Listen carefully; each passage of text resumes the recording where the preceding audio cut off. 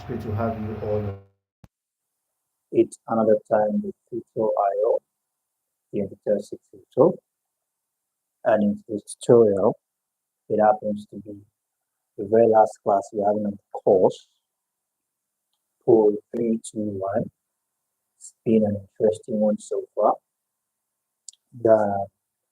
We've been able to cover a whole lot during the course of this course, and it's been interesting. So today, we're taking our very frog question, and we'll be calling it up the course tonight. For those of us who are new to the stream, let's ensure to subscribe to the channel. Let's ensure to smash the like button. And most importantly, let's ensure to join the private class where we walk you through all your courses without leaving any course unattended. How do you become a member? All you need to do is reach out to us on our official website, which is www.tutorial.net. You find the WhatsApp button in the top right hand corner. Just send us a direct message. With this being said, let's go straight into it.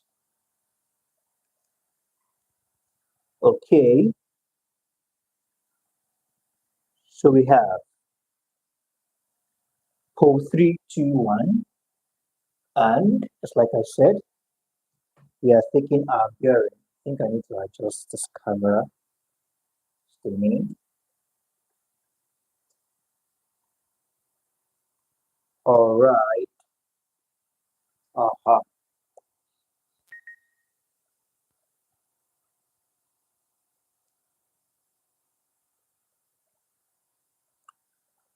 So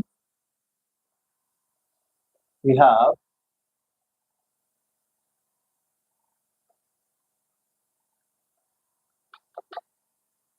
how did we get here? Why are we talking about questionnaire? In the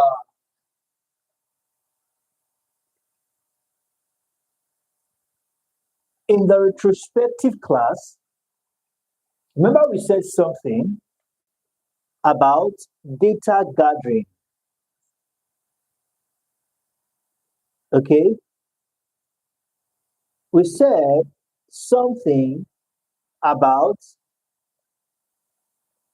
data gathering. And we were also able to talk about the fact that gathering data is okay, but it doesn't end there. All right? You need to analyze, then interpret. And we also established that, yeah, we have the data gathered, all right? But how did we arrive at gathering the data?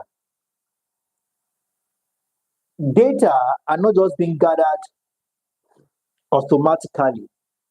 Certain efforts are invested, certain strategies, certain methods are used in order to gather this data. All right. And that is what has led us to the discussion of the questionnaire, which falls under the method of data gathering. When we talk about data gathering, we have questionnaire as one of the method of data gathering. So that's why we are taking our bearing today from why questionnaire is one of the options, how it's being used, and what it is capable of achieving. So when we talk about the questionnaire, what are we referring to? First thing first, it is an instrument. All right. First thing first, it is an instrument. All right. And this instrument is specifically designed to what? Elicit information, to provide information that will be useful for data analysis. All right.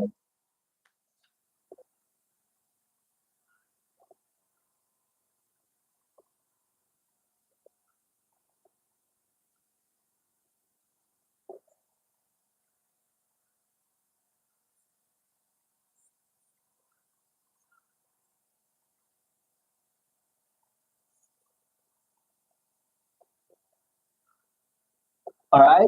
Information useful for data analysis. Are we together?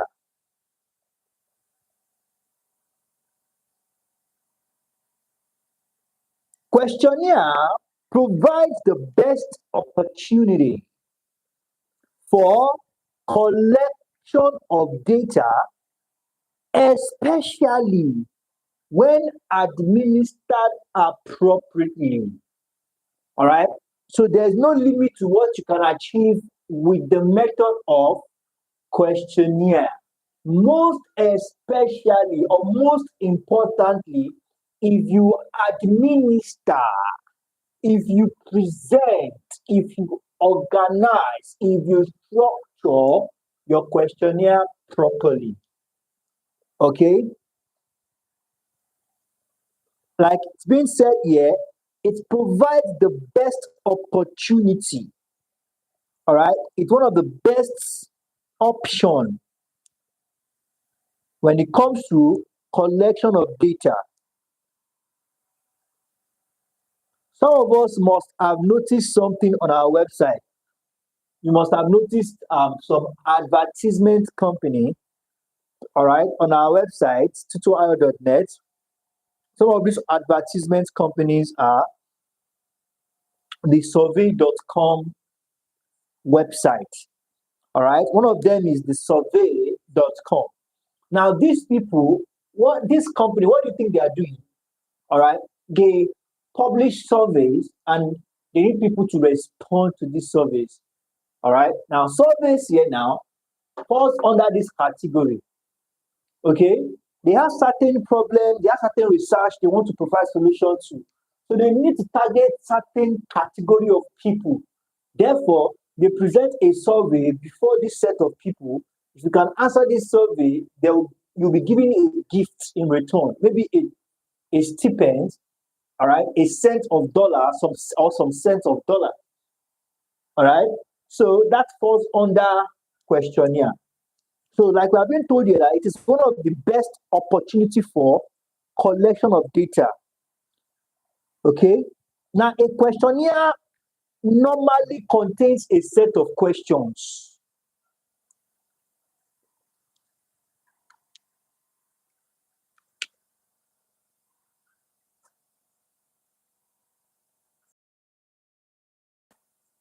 Contains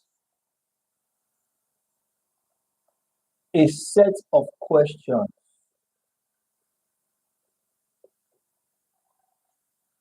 Okay. It normally contains a set of questions. Now, the answer to which may constitute parts or the main data required in the research or in a research. You might be wondering, why do you need to present questions? All right, perfect. The reason why you have to present questions in your questionnaire is basically for two reasons. All right, to get answers. Basically, for what purpose? I mean, now these answers could be subdivided into two. All right, it could be the answer to which may constitute parts,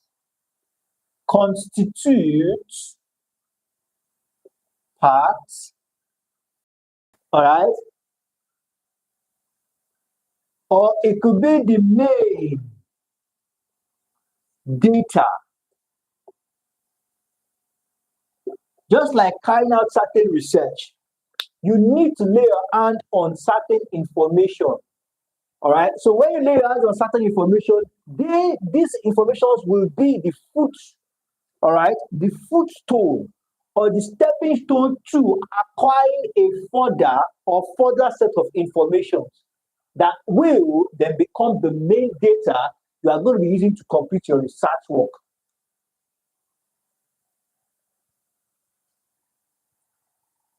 So we have types of questionnaires. All right. Basically, we have the open-ended and the All right, close-ended. Something I've been saying for quite a while. We'll talk about the open-ended. Your respondents, don't forget the people you are serving, all right, this questionnaire to give you information. They are called respondents. So when you use the open-ended questionnaire,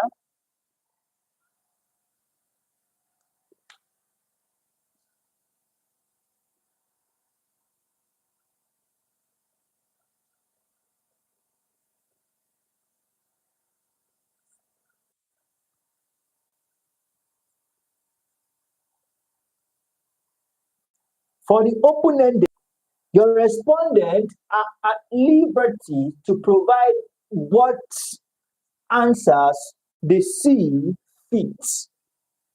All right, they get to express themselves and give answers to the question. They provide answers this deem fit to the question you are asking.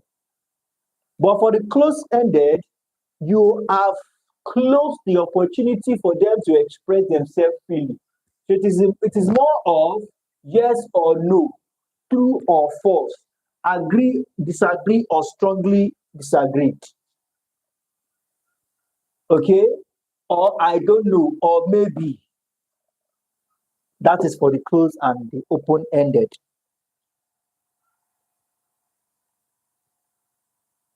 So we have some guide to a good question, all right? A good questionnaire. What makes a good questionnaire good?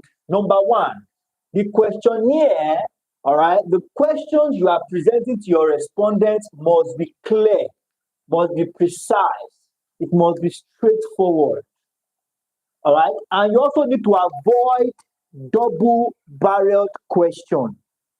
What do we mean by double-barreled question? We are talking about a single answer to a question that actually has multiple parts. All right. When we talk about avoid double barreled question, frequently researchers ask respondents a single answer to a question that actually has multiple parts. So you need to avoid double barreled questions. Respondent must be competent to what? Answer. All right. They will be definitely competent to answer if you make it easy for them to answer. All right. So it still boils down to you making the question very precise, clear, easy, and straightforward. The question should be relevant. All right. The question should be short most time. All right. So short questions are best most time. So we have talked about questionnaire. So let's talk about the interview method now.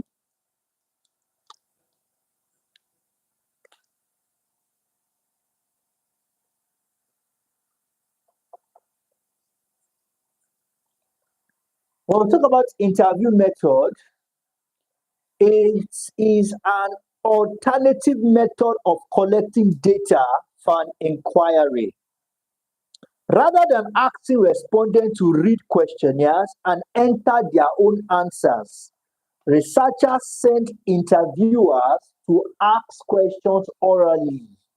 And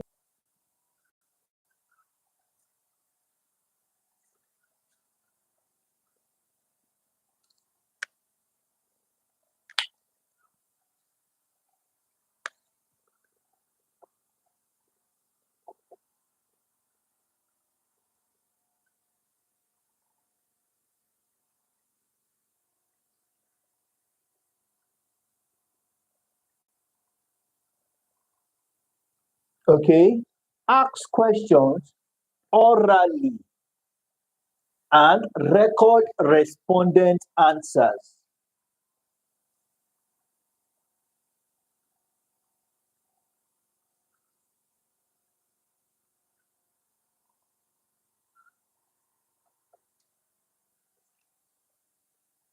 Okay, so in The case of questionnaire, documents, all right, questions are being sent to respondents, and the researchers will still come back to receive or to collect these documents, then extract the data from these questionnaires.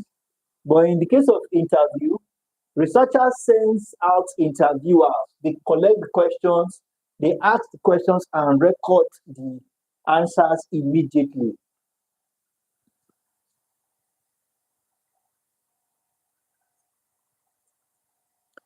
So basically, there are types of interview methods as well.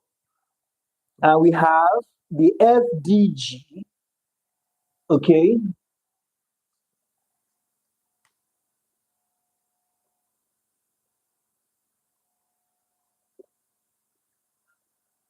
FDG, IDI, and KII. Now, for the FDG, that is focus group discussion. Focus group.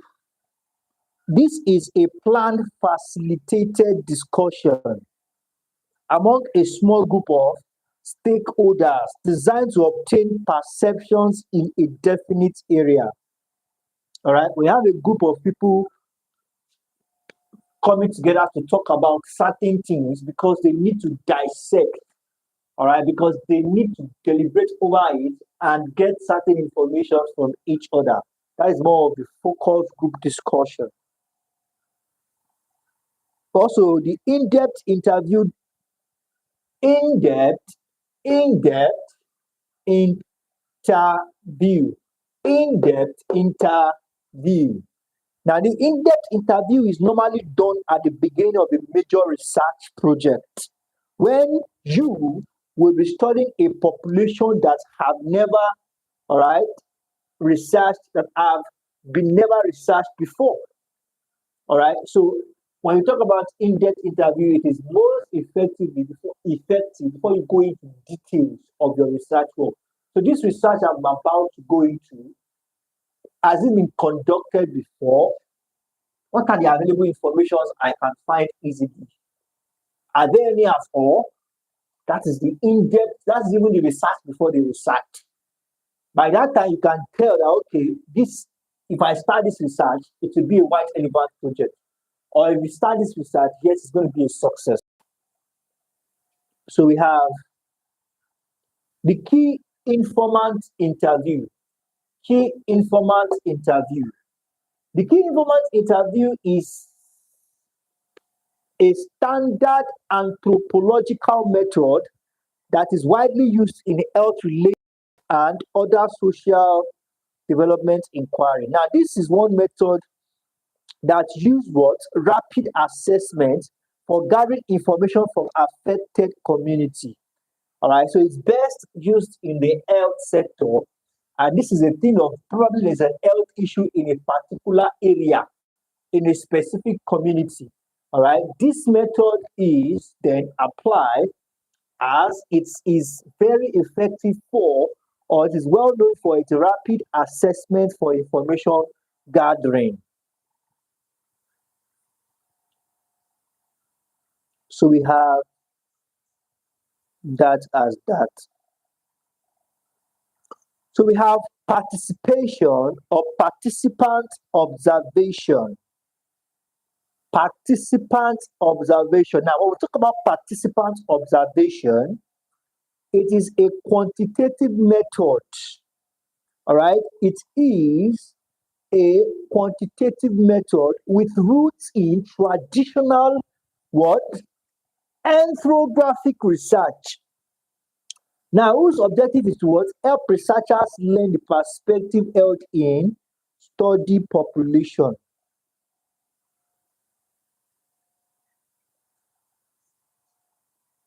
Now, through participant observation, researchers can what? Uncover factors important for a thorough understanding. Are we together? Of the research problem.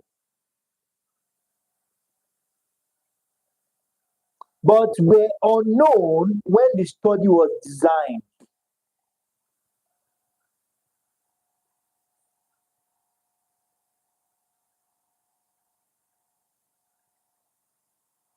As effective as this is, it has just one disadvantage. All right. One disadvantage, which is the fact that it is time consuming.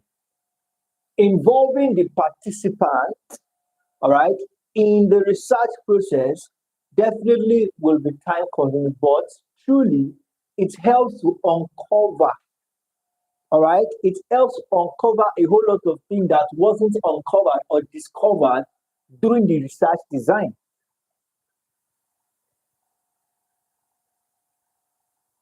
Now, there's something called documentary analysis method. When we talk about documentary analysis method, it is a social research method and is an important research tool in its own right, and it's a what? An involuntary part to most schemes of what?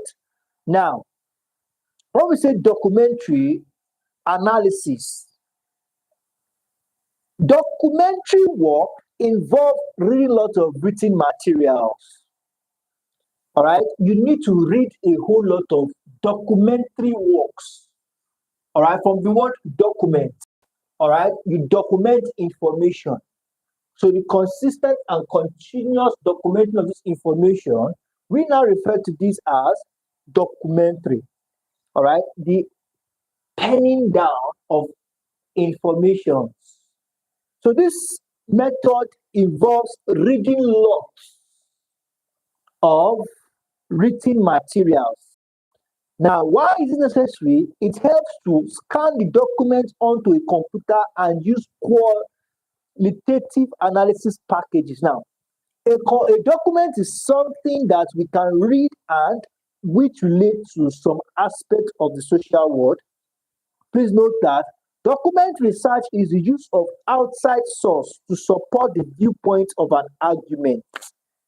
You want to read, you want to collect knowledge from everyone you can think of in that field.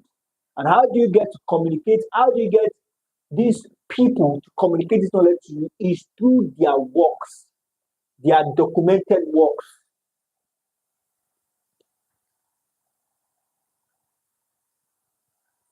So, document research involves the use of text and document as source material. All right, government publications, newspapers, certificates, census publications, novels, films, and movie, name them. All right, the list is endless.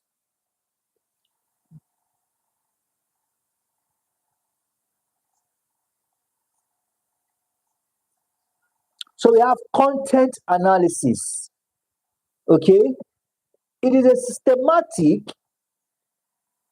replicable technique for compressing many words of text into fewer content.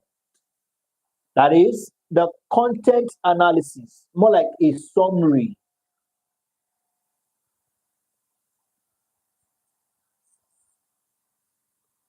Are we together? One of the advantages of this analysis is that it can be powerful tool for determining authorship. Content analysis provide an empirical basis, all right, an empirical basis for research work.